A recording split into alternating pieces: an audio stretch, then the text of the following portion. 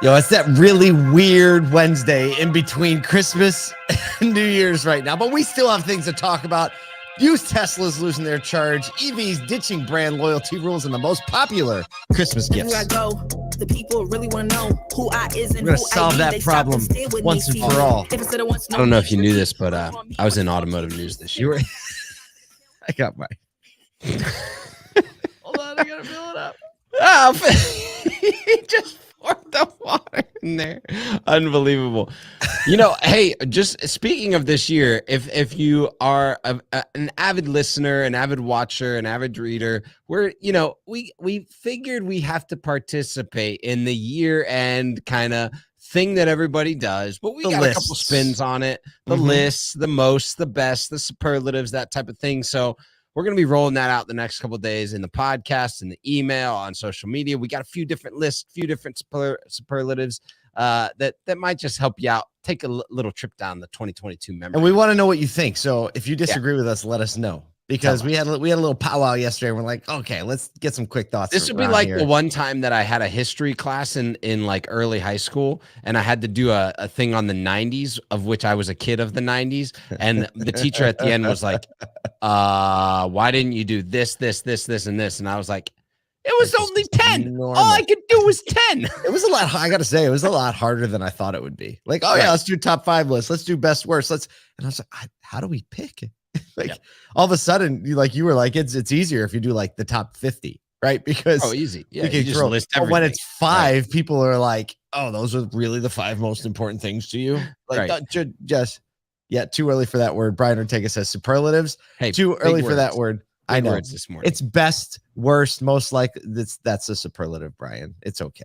It's okay. I had to ask too. Larry Feldman chimes in. Senior year of high school must have been hard, Brian. I don't know, dude. I don't think the superlatives are in like high school or senior year of high school. If that's what you learned in senior year of high school, I think you're already doing it wrong. You're definitely not remembering. Yeah. Most likely to cause trouble. Us too. Thank you, Samantha Foster, for that. Thank you. We appreciate it. But we can't put that on our own list. It's a little self-aggrandizing. I don't think we can go there. Right. Paul, did you know that NADA is less than a month away now? I did know that. Nice.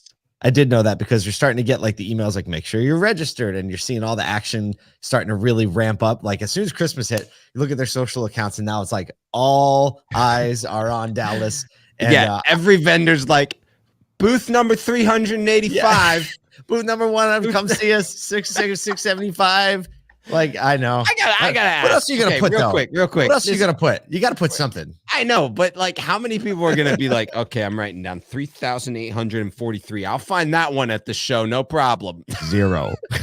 Precisely 0. But what else are you gonna put? It's okay. Maybe one day we'll write booth number 3,400. Which is, we'll be at several booths while we're there. We are. We'll have to get our little list together because we're going to be running around with a major size crew. Crazy. And just going to be podcasting and interviewing and covering things and causing trouble and whatever else we're going to do. But I'm excited that we're going to be there together this year because last year you had a baby and you couldn't go. Yeah, right. Well, hey, look, as long as Southwest flights don't get canceled, we'll be there.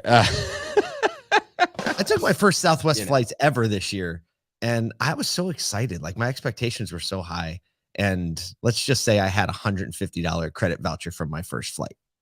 They don't give those away because you had a great time. Oh no, Brian Ortega, we said aggrandizing. Sorry, Brian, using too many big words for Brian. All right, let's dumb this down a little bit. I was on Automotive News, Kyle. Did you know that? Brian, this one's for you. Just unbelievable. There you go. It is. But actually, Eugene Fields, president of NAMAD, who kind of has a cameo in the shot of you and I. Yeah. Background player. Okay, they were actually aiming the camera at him. We just happened to be flanking him on the right and the left. Eugene, one of these mugs is on its way to you because apparently our crew ordered 3. So they were thinking ahead. All right, let's talk about a little bit of news before Brian Ortega has an aneurysm. So another big word. Got him. That's too much for Wednesday. Sorry, Brian. That was not intentional, but you're going to expand your Speaking of being too much. Oh, gosh. Here we go. Segue. Time. All right, the general used car market is seeing values decline. It's something we've all known and are talking about quite a bit, but not quite as quickly as the used Tesla market, which is down 17%. These are November numbers coming in, I guess, compared to the 4% of all the other used cars, according to Edmonds Data. In August, 33% of all used Teslas on the market, get this, were 2022s.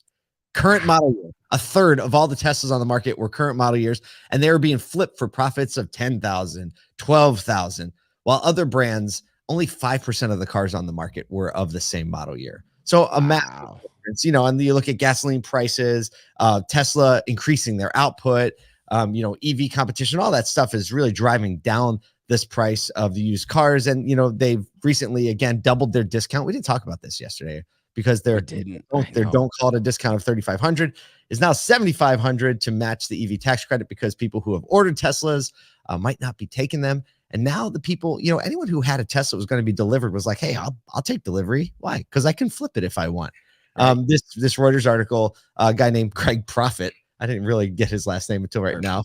Very nice. Software engineer. He purchased a new Model Y for $49,000, was able to resell it 3 months later for $12,000 more. He then decided, I'll just order another Tesla, right? I'll do it again. But ultimately, he didn't take delivery of that new vehicle. He ended up buying a used Tesla now that the prices are lower. And in the article, he talks about, I think everyone's a little uncertain about what the economy is going to do. As a little side note too, Carmax is also indicating what some are calling used car recession. That was the first time I heard that term, but kind of makes sense, right? 86% decline in their Q3 profit. So used car market is definitely receding. Tesla, though, is beating everybody. We've been paying attention to this, and there's a market correction happening. Tesla's obviously beating everybody, but when you have such highs to come back to down to such lows, and I mean, here's the thing. We've seen this. It's normal, right? We've seen this over and over in the industry. When you put large incentives on your vehicles up front, you start to see a larger decrease in the value of the used car in prior model years. And this is something that auto manufacturers have had to balance for a long time. It's not a new normal. It's just like to the way things that always are. And I think Tesla is kind of the first ones to experience this type of feeling in this recent history, right? I mean, they always follow each other, right? New cars, used cars are almost exactly the same price, right? So why wouldn't you buy a new car? Well, there's a limited supply. Well, then the used car prices drop, puts pressure on new car pricing, which leads to what you just said, discounting, incentives, and then the prices get closer together, right? And then the used car prices will fall. And this is the cat and mouse game that we haven't really had to play. And you look at it's going to be a year of that, right? Getting back to things that were normal in regular life, but we've just kind of 24 months. I mean, if people were flipping cars for 12 grand over list price and average list price was around 50 grand, that 17% is about $10,500, I think. Yep. So, you're basically right siding that market adjustment that was up back down to normal. It's not, I mean, we're still not seeing them like discounted past, new car values. So there's still the market's still high, but we're going to continue to see a market turn. The interesting thing for me with Carmax being down 86% in Q3 profit, like you just know, you looked at the way that Carmax and Carvana were buying cars, they were buying way ahead of market values and trying to grab up inventory. And I think they're kind of caught with the buck, because I'm not hearing that same type of thing from a lot of franchise dealers at this point. They're still really disciplined with their turns. And, right. Yeah, exactly. I mean, we're seeing older vehicles. We're seeing a little bit slower of turns, but I'm not hearing this like massive loss at this point. It's just it's a slower turn for franchise dealers that have been more diligent with their used car inventory, I believe. Well, I mean, I think there's one thing that's for certain, is that 2023 is going to be like, we're going to see who the real used car operators are. Without right. We're about to find out the truth. The truth is coming, right? We're going to see some, I think independents going to have a hard time. The savvy operators, right? They're saving expenses. They have already optimized operations, and they're going to keep leaning into operational savings.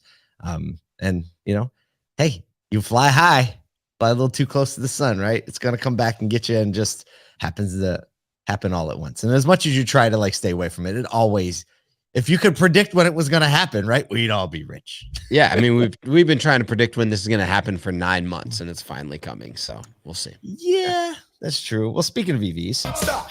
Segue. Time. Wall Street Journal article today, EV buyers are more likely to switch brands than traditional car buyers. According to research from Edwin's, little word that we like to call Conquest, 80% of people who bought Kia's EV6 traded in something other than a Kia. Typically speaking, with a Kia, it's down near 50 or 60% for the rest of its models, but 80% Conquest customers. More than 2/3 of Ford's Mach-E traded in a non-Ford, as opposed to about 40% of their other vehicles. And Rivian just said purchase. I mean, obviously Rivian, it's like anybody that trades buys a Rivian is going to not be trading in a Rivian. But they said purchases of their trucks and SUVs are just as likely to own like a $30,000 Outback as they are likely to own a $100,000 Porsche 911.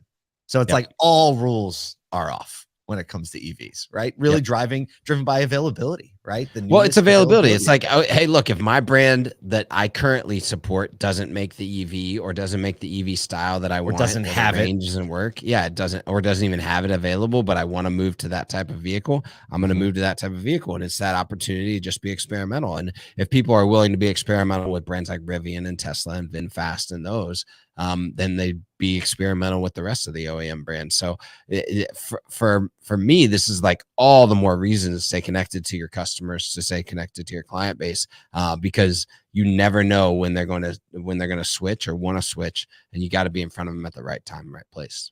A little word from a dealer, Bo Buckman, president of Los Angeles-based Galpin Motors. It's one of the biggest Ford dealerships in the U.S. He says we're seeing all kinds of trade-ins, everything from BMWs to commuter cars, even trucks on, when people are coming in trading in for EVs. Nice little story. Chevy Bolt owner Jason Kent recently had trouble finding his EV of choice to replace his 10-year-old Bolt. I'm sure that battery is a little fatigued at this point. But so he looked at the VW ID4, the Kia's EV6, Hyundai's Ioniq 5, and he landed on the Ioniq and said, you know what? I really love it. Hyundai seems like a brand I really could get into, and I could see myself staying with them for a long time. So, like, hey, right now, like you're making EVs, brand conquest, go get some market share. It'd be interesting to see like what happens in the next cycle. Like somebody who, like this customer who buys a Hyundai and has an EV, like I wonder if he like would buy an ICE vehicle too from Hyundai, right? Like once you get in the brand, like you're not bad. You haven't had bad. So kind of all bets are off, which makes sense. Everybody trying to get some to market, because without a doubt, I mean, we talked about CES, Consumer Electronics Show, and how EVs and EV mobility, taking over 20% of the whole show, like 400,000 square feet. So the inventory thing and having something available for people to test drive, it's almost like brand bets are off, right? People are just looking for something new. Cars hitting pop culture. It's time for a change. It's no longer loyalty. It's about product and availability. True. Speaking of products and availability. Segue. Time. Good one. Google has let us know what the most popular Christmas gifts of 2022 are. We've linked it up in the show notes for all of the exact stuff if you want to know what you missed out on. But just a couple things that are out there in tech: Beats headphones, Nintendo Switch were the winners. In fitness, adjustable dumbbells. I'm going to come back to this one. Pickleball paddles and massage guns. Apparel and accessories, health tracking jewelry, trendy boots. Kind of been that way since like 2010, I feel like. And then toys, expert approved STEM toys and craft kids. We haven't talked a lot about pickleball on this pod.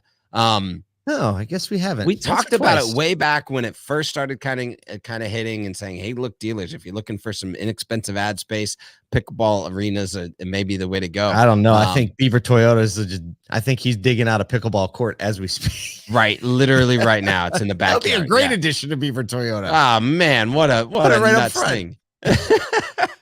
Yeah, but for consumers to be just like giving pickleball paddles at Christmas, like sports gifts are not a massive thing at Christmas, especially since it's winter. But pickleball gets played indoor and outdoor, and it's just a sport that's kind of taken over. Have you played it yet? A ton. Yeah. Really? You've played? Yeah, I used to play. I used to play like once or twice a week for 4 or 5 years. What? So yeah. What? Back before it was popular. So When was the this last was time you probably played? like 6-7 years ago that I played. Yeah. Oh, so you haven't played for a long time. That was back. I haven't when it played was in a like, while, but I like played super before it was obscure. super popular. Yeah. Wow, that's amazing. Did you get any of the gifts on this list or in the household? Well, I mean, we're like craft kit family. That's just Mhm. kind of the jam that we do. We don't do a lot of like fitness or tech type stuff. No, most of my gifts center around coffee and clothes. So Mine too. Mine too.